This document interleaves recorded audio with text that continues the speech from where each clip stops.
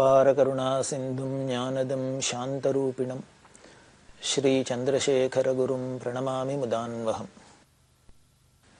காஞ்சி மகாபரிவாளோட சரித்திரத்தில் அவளோட பெருமைகளில் அவள் பண்ணின விஜய யாத்திரையெல்லாம் பார்த்துன்னு வரும்.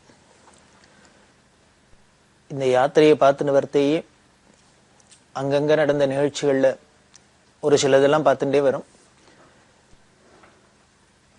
எப்போல்லாம் சமயம் கிடைக்கிறதோ அப்பெல்லாம் எந்தெந்த நிகழ்ச்சியெல்லாம் பார்க்க முடியுமோ அது அத்தனையும் வரிசையாக பார்க்க போகிறோம். 1963ஆம் வருஷம் ஜூன் மாதம் 28ஆம் தேதி மதுரையில் கும்பாபிஷேகம் நடந்தது. ரொம்ப விமரிசையாக நடந்ததுங்கிறத முன்னாலேயே பார்த்தோம். அந்த கும்பாபிஷேகத்தை முடிச்சுண்டு அந்த வருஷ சாதுர்மாசிய விரதத்தை மதுரைக்கு பக்கத்தில் இருக்கிற நாராயணபுரம் அப்படிங்கிற இடத்துல பெரிவா பண்ணினா, டிவிஎஸ் கம்பெனியில் செக்ரட்டரியாக இருந்த சிவசுப்பிரமணிய ஐயர்னு அவரோட கட்டிடத்துல தான் அந்த நாராயணபுரத்தில் பெரிவா சாதுர்மாசியத்தை பண்ணினா. அந்த சாதுர்மாசியத்தும் போதுதான் 2வது ஆகம சில்ப சதஸ் நடந்தது. நாராயணபுரத்தில் இந்த சதஸ் ரொம்ப விமர்சையா நடந்தது. அதுக்கு முன்னாலேயே 62ஆம் வருஷம் முதல்ல இந்த ஆகம சில்ப சதஸை இளையாத்தங்குடி சாதுர்மாசியத்தில் நடத்தினாங்கிறதையும் பார்த்தோம். பெரிவா நடத்தின இந்த ஆகம சில்ப சதஸ்னாலதான் நமது புராதனமான பிராச்சீனமான சில்பம் முதலான கலைகள் எல்லாமே, கிராமிய கலைகள் எல்லாமே செழிக்க ஆரம்பிச்சுது அப்படிங்கிறது முன்னமே பார்த்துருக்கோம். இந்த கலைகளுக்கெல்லாம் எவ்வளவு வேதோக்தமான தாத்பரியங்கள்லாம் இருக்கு அப்படிங்கிறதையும் சிலதெல்லாம் நாம பார்த்தோம் முன்னாலே. அப்படி நாராயணபுரம் சாதுர்மாசியம் முடிஞ்சு பெரிவா தன்னோட யாத்திரையை தொடர்றதே திருச்சிக்கு வந்தா. அப்படி கிளம்புறதே பெரியவாளுக்கு மதுரையில மிகப்பெரிய வரவேற்பு கொடுக்கப்பட்டது. மதுரையில அந்த காலத்துல நகரசபை தலைவராக இருந்தார் என்ஆர் ராமகிருஷ்ணன் அப்படின்னு. அவரோட தலைமையில மதுரையில அந்த தமுக்க அரங்கத்துல பெரியவாளுக்கு மிகப்பெரிய வரவேற்பு, பிரிவு உபச்சார விழா நடந்தது. இந்த பிரிவு உபச்சார விழா ரொம்ப கிராண்டா நடந்தது. அந்த மதுரையை விட்டு அதுக்கப்புறம் பெரியவா நவராத்திரியை உத்தேசிச்சு திருச்சிக்கு வந்தா. திருச்சியில நவராத்திரி உற்சவம் வெகு விமரிசையா நடந்தது. பெரியவா பண்ற காரியம் எதுவுமே ரொம்ப கிராண்டா தான் இருக்கும். அதுவும் அந்தந்த ஜனங்கள், அந்தந்த ஊர் ஜனங்கள் சாதுர்மாசியத்தை இந்த ஊர்ல வச்சுக்கணும், நவராத்திரி இந்த ஊர்ல வச்சுக்கணும், இது அங்க வச்சுக்கணும், அது அங்க வச்சுக்கணும் அப்படின்னு ஒவ்வொரு அக்கேஷனும் வரத்தே, ஒரு முக்கியமான ஃபங்க்ஷன்லாம் வரத்தே பெரியவாளை உபச்சாரம் பண்ணி அந்தந்த ஊர் ஜனங்கள்லாம் வந்து முன்னாலே பிரார்த்தனை பண்ணிட்டு தங்களோட ஊருக்கு அழைச்சு ரொம்ப ஆசாசியா உபச்சாரம் பண்ணி ரொம்ப கிராண்டா பண்ணுவா. அதனால ஒரு ஊரை பார்க்க இன்னொரு ஊர்ல ரொம்ப கிராண்டாவே இருக்கும், விமரிசையா இருக்கும். அப்படி திருச்சியில நடந்த அந்த நவராத்திரி உற்சவம் ரொம்ப கிராண்டா இருந்தது. அந்த நவராத்திரி உற்சவம் பண்றதே பல்லாயிரக்கணக்கான ஜனங்களுக்கு அன்னதானம் பண்ணப்பட்டது. அதுக்குன்னு ஒரு விழா குழு அமைக்கப்பட்டிருந்தது. அவள்லாம் சேர்ந்துட்டு ரொம்ப கிராண்டா தனுஷனத்துக்கு வர ஜனங்களுக்கெல்லாம் அன்னதானம் எல்லாம் பண்ண அப்படின்னு ஏற்பாடு பண்ணியிருந்தார். அந்த அன்னதானம் அப்படிங்கிறது ரொம்ப பிரம்மாண்டமா போயிடுது. எக்கச்சக்கமான கூட்டம், ரொம்ப கிராண்டா அந்த அன்னதானம் நடந்துட்டு இருக்கு. எந்த அளவுக்கு கிராண்டா நடந்தது அப்படின்னா, இந்த விழா குழு அந்த கமிட்டி ஏற்பாடு பண்ணியிருந்தாலே அவளால சமாளிக்க முடியாத அளவுக்கு இந்த கூட்டத்தை சமாளிச்சு அவளுக்கு சாப்பாடு போட்டு கிளீன் பண்ணி இதெல்லாம் பண்றது சிரமமா இருக்கிற அளவுக்கு கூட்டம் வர ஆரம்பிச்சு விட்டு. இவ அப்படி எதிர்பார்க்கல. இவாளுக்கு ரொம்ப என்ன பண்றதுன்னு தெரியல இந்த சிச்சுவேஷன். அதனால பெரியவாள்கிட்ட போய் கேட்கலாம், இதை எப்படி சமாளிக்கிறது, வந்த ஜனங்களை திருப்தியா வயிறார சாப்பாடு போட்டு எப்படி நாம அனுப்பி வைக்கிறது அப்படிங்கிறதுல என்ன பண்ணினா, அவளவே கமிட்டிக்குள்ள ஒரு தீர்மானம் பண்ணிண்டா. இப்படி உட்காத்தி வச்சு போட்டாக்க கட்டுப்படி ஆகல. கார்த்தால 11 மணி வாக்குல இந்த அன்னதானம் ஆரம்பிச்சா சாயந்தரம் 5 மணி 6 மணி வரைக்கும் போயிட்டே இருக்கு, அவ்வளவு கூட்டம். அதனால இவ என்ன பண்ணினா, இங்க உட்காத்தி வச்சு இப்படி எல்லாம் போட்டாதான் சமாளிக்கிறது ரொம்ப கஷ்டமா இருக்கு, பேக் பண்ணி விடுவான். தயிர் சாதம், புளி சாதம், சாம்பார் சாதம் இது மாதிரி பொட்டலமா கட்டி பேக் பண்ணி எல்லாருக்கும் வரவாளுக்கெல்லாம் ஆளுக்கு ஒரு தயிர் சாத பாக்கெட்டு, ஒரு சாம்பார் சாத பாக்கெட்டு, ஒரு புளி சாத பாக்கெட்டு, ஒரு தயிர் சாத பாக்கெட் அப்படின்னு பேக்கெட்டை கொடுத்துட்டோம்னா அவ அங்கங்க போய் சாப்பிட்டுப்பா சௌரியப்படி, நமக்கு ஒரு வேலை மிச்சம் அப்படிங்கிறத இவ மனசுக்குள்ள தீர்மானம் பண்ணிண்டா. அப்படி தீர்மானம் பண்ணிண்டா கூட அதை உடனே இம்ப்ளிமெண்ட் பண்ண முடியாது. ஏன்னா பெரியவா இருக்கிறதுனால பெரியவாள்கிட்ட உத்தரவு கேட்கணும் அப்படிங்கிறதுனால பெரியவாள்கிட்ட போய் கேட்டா. இந்த கமிட்டிக்காரெல்லாம் வந்து கேட்டுட்டு இருக்கா, ரொம்ப அன்னதானம் ரொம்ப கிராண்டா நடக்கிறது, சிறப்பா நடக்கிறது, ஆனா கூட்டத்தை தான் சமாளிக்க முடியல, எங்களுக்கு அதுக்குண்டான மேன் பவரும் போறல. திரவியங்களான எங்கேயோ ஏதோ யார்ட்டையோ கேட்கறோம், 10 பேர் கொடுத்துருவான்னு வச்சுக்கலாம். அது இருந்தா கூட அந்த சாமானை வாங்கி போட்டு சமையல் பண்ணி அதை போட்டு எல்லாருக்கும் பரமாறி திருப்பி கிளீன் பண்ணி இதெல்லாம் பண்றது ரொம்ப சிரம சாத்தியமா இருக்கு. என்ன பண்றதுன்னு தெரியல அப்படின்னு சொல்லிட்டு அவ என்ன பண்ணினா, இது மாதிரி கையில பொட்டலமா கட்டி கொடுத்துடலான்னு நினைச்சுட்டு இருக்கோம். இதுக்கு பெரியவா உத்தரவு பண்ணா இதை நாளையில இருந்து அப்படி இம்ப்ளிமெண்ட் பண்ணலாம் அப்படின்னு சொன்னா. இதை எல்லாத்தையும் அவளோட பிரச்சனை முழுக்களும் பெரியவா கேட்டுண்டா. கேட்டுன்னு உடனே சொன்னா, ஒண்ணு வச்சுக்கோ, நாம தான் இங்க இந்த நவராத்திரி சமயத்துல அன்னதானம் பண்றது அப்படின்னு தீர்மானம் பண்ணி அனௌன்ஸ் பண்ணிட்டு இருக்கு. இப்ப 2-3 நாள் நடந்துட்டு இருக்கு, எல்லாரும் வந்து சாப்பிட்டு இருக்கா. இந்த விஷயங்கள் எந்த ஒரு காரியம் ஆரம்பிச்சாலும், குறிப்பா இந்த அன்னதானம் முதலான விஷயங்கள்ல என்ன ஆகும் அப்படின்னா, ஒரு இடத்துல போய் ஆரம்பிச்சு பண்ணினோம்னா இந்த முதல் நாளைக்கு சுமாரா இருக்கும் கூட்டம், 2ஆம் நாளைக்கு அதை விட கொஞ்சம் இம்ப்ரூவ் ஆகும், 3ஆம் நாளைக்கு அதை விட கொஞ்சம் இம்ப்ரூவ் ஆகும். இப்படி 2 நாள் 3 நாள் போக போக போக கூட்டம் பெருக ஆரம்பிச்சிடும். காரணம், இந்த 2-3 நாள்ல விஷயம் ஸ்ப்ரெட் ஆக அங்க இது மாதிரி சாப்பாடு நடக்கிறதாமே, அன்னதானம் நடக்கிறதாமே, ரொம்ப நன்னா இருக்கு, பெரியவா பிரசாதம், சந்திரமௌலீஸ்வரர் பிரசாதம், வாங்க வாங்க அப்படின்னு சொல்லி வாய் வழியாலே இந்த நியூஸ் பரவி கூட்டம் நாளுக்கு நாள் இன்க்ரீஸ் ஆக ஆரம்பிச்சிடும். அது மாதிரிதான் அப்படி ஆகும். அப்படி கூட்டம் இன்க்ரீஸ் ஆகிற சமயத்துல நாம இங்க சாப்பாடு இலை போட்டு போடல இல்ல அப்படின்னு சொன்னா அது நன்னா இருக்காது, ஜனங்கள்லாம் ஏமாந்து போயிடுவா. இது பாயிண்ட் நம்பர் 1. 2வது, இத்தனை ஜனங்களுக்கும் சர்வீஸ் பண்றதுக்கு மேன் பவர் போறலைன்னா அதுக்காக நாம நிறுத்த முடியாது. இப்ப என்ன பண்ணும் அப்படின்னா, இப்ப வேணுங்கிற ஜனங்களுக்கு மேன் பவர் நிர்வாகம் பண்றதுக்கு எத்தனை வேணும் அப்படின்னு பார்த்து, இதுக்கு யாரு சர்வீஸ் பண்றதுக்கு ஆள் கிடைப்பா அப்படின்னு அவளை தேடி பிடிக்கணும். அப்படி வேணும்னா சொல்லு, நான் எங்கே இருந்தாலும் மனுஷால வரவழைக்கிறேன், ஆள் படையை வரவழைக்கிறேன் இதுக்கு கைங்கரியம் பண்றதுக்கு. 2வது, அச்சா 3வது பாயிண்ட், அவ ஒரு பாயிண்ட் சொன்னா, கார்த்தால 10 மணி 11 மணிக்கு சாப்பாடு ஆரம்பிக்கிறது, சாயந்தரம் 5 மணி 6 மணி மட்டும் போயின்னு இருக்கு. அப்படி பார்த்தா அதுல ஆச்சரியம் என்னன்னா, கார்த்தால 10 மணி 11 மணிக்கு முதல் பந்தியில சாப்பிட்டுட்டு போனவர் சாயந்தரம் 5 மணி 6 மணிக்கு திருப்பி கடைசி பந்தி நடக்கிறது அதுல வந்து சாப்பிட்றார். ஒரே ஆளே கார்த்தால முதல் பந்தியிலையும் சாப்பிட்றார், சாயந்தரம் கடைசி பந்தியிலையும் சாப்பிட்றார் அப்படின்னு இந்த கமிட்டிக்காரா பெரியவாள்கிட்ட சொன்ன ஒரு ரீசன்ல ஒண்ணும். இதை பிடிச்சுண்டா பெரியவா சொல்றா, நீ ஏதோ சொன்னேள், கார்த்தால முதல் பந்தியில சாப்பிட்றவனே சாயந்தரம் கடைசி பந்தியிலையும் சாப்பிட்றான்னு சொல்றேள், இது ஏதோ ஒரு தப்பு மாதிரி உங்களுக்கு தெரியறதோ என்னமோ தெரியல. ஆனா எனக்கு என்ன சந்தோஷமா இருக்குன்னா, ஒருத்தரால 2 பந்தியிலையும் சாப்பிட முடியற அளவுக்கு அவளுக்கு வயிறு இருக்குன்னா எப்பேற்பட்ட புண்ணியாத்மாவா இருக்கணும். யாராலேயும் சாப்பிட முடியுமா? கோடீஸ்வரனா இருக்கலாம், எவனா சாப்பிட்றதுக்கு வசதி இருக்கலாம், ஆனா வயிறு ஒத்துக்கணுமே, சாப்பிட்றாப்புல இருக்கணுமே. ஆச்சரியம் என்ன அப்படின்னா, உலகத்துல நாம பாக்குறோமே, எவ்வளவுக்கு அவ்வளவு நமக்கு எல்லாம் ஐஸ்வர்யம் இருக்கோ அவ்வளவுக்கு அவ்வளவு ஒன்னுத்தையும் சாப்பிட முடியாத, சுகர் ஆகாது, இனிமே கொலஸ்ட்ரால் இருக்கு, அது ஆகாது இது ஆகாது, எத்தனை வியாதியை பாக்குறோம். எத்தனை பேருக்கு சாப்பாட்டுல ரெஸ்ட்ரிக்ஷன்ஸ் டாக்டர்ஸ் கொடுக்குறா. அப்படி எல்லாம் இல்லாத ஒரு நாளைக்கு 2 பந்தியிலையும் சாப்பிட்றாப்புல, எத்தனை சாதம் போட்டாலும் சாப்பிட்றாப்புல, வயிறு கொள்றாப்புல, ஜெரிக்கிறாப்புல ஒருத்தர் இருக்கான்னா நிஜமாவே அவள் புண்ணியசாலிகளா தானே இருக்கணும். நமக்கு ஐஸ்வர்யங்களே இதெல்லாமும் ஒண்ணும். ஆரோக்கியமா இருந்தா தானே சரீரம் ஆரோக்கியமா இருக்கிறது ஒரு பெரிய ஐஸ்வர்யம் இல்லையா? எதை சாப்பிட்டாலும் ஜெரிக்கிறதுங்கிறது ஒரு பெரிய ஐஸ்வர்யம் இல்லையா? அதனால அவர் அவ்வளவு புண்ணியசாலி. 2 பந்தியிலையும் சாப்பிட்றாப்புல அவருக்கு வயிற்றுல இடம் இருக்கு அப்படின்னா எனக்கு இன்னும் ரொம்ப சந்தோஷமா இருக்கு. அப்படி சாப்பிட்றவாளுக்கு தான் நிறைய போடணும் அப்படின்னா பெரியவன். இனிமே இலையில உட்காந்துட்டு கொறிச்சுட்டு எல்லாத்தையும் விட்டெறிஞ்சிட்டு போறவாளுக்கு, வேண்டாம் வேண்டான்னு ஒதுக்கிட்டு போறவாளுக்கு, வீண் பண்றவாளுக்கு சாதம் போடுறதை விட உபச்சாரம் பண்றதை விட எத்தனை போட்டாலும் வீணடிக்காத சாப்பிட்றவாளுக்கு தானே கூப்பிட்டு போடணும். அதனால அப்படி 2 பந்தியிலையும் சாப்பிட்றவாளை தான் நன்னா கூப்பிட்டு உபச்சாரம் பண்ணணும்னு எனக்கு ஆசையா இருக்கு.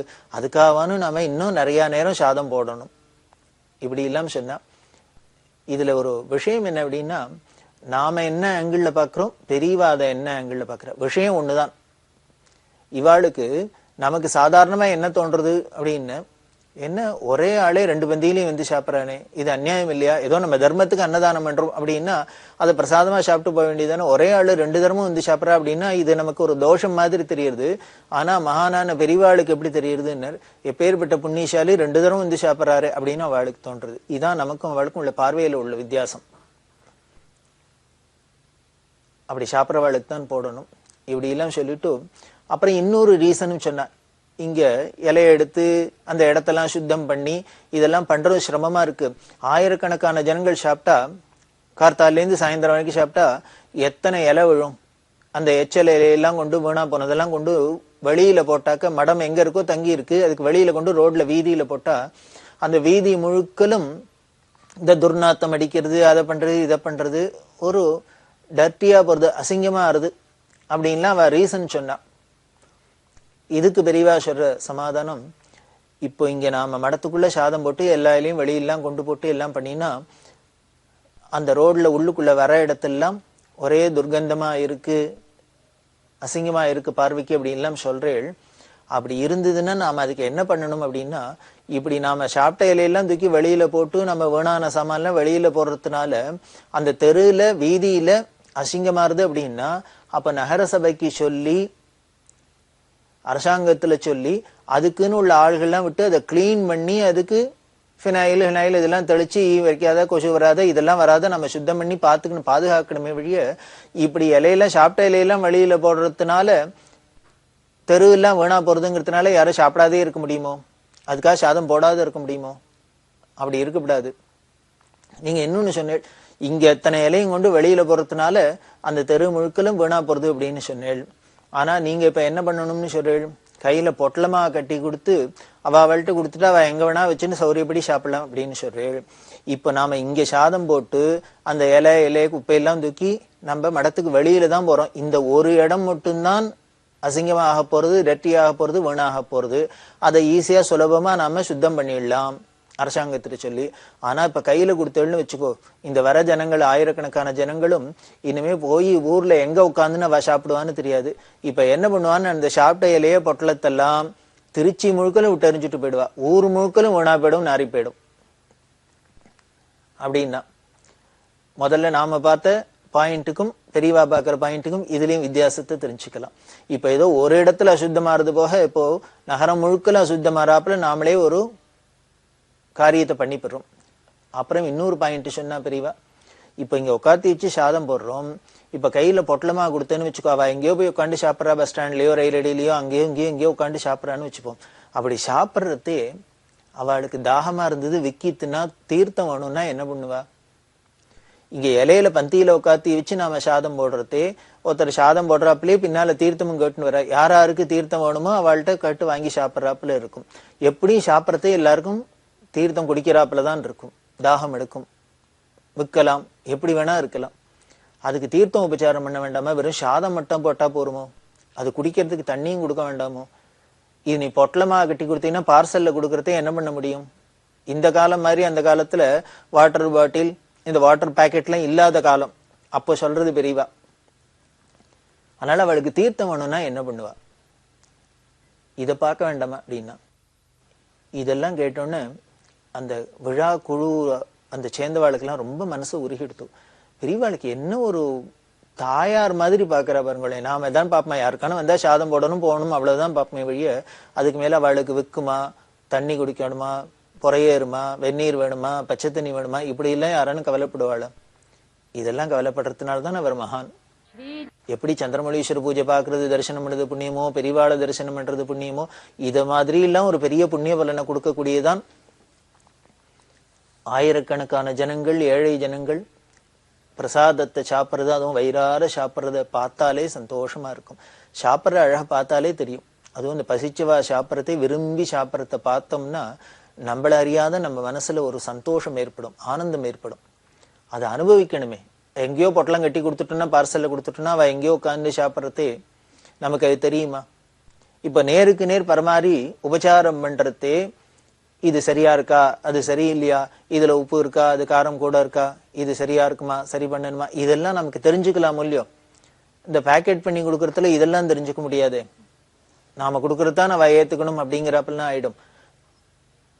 அது ஒரு மனுஷத்தன்மையா தெரியலையே.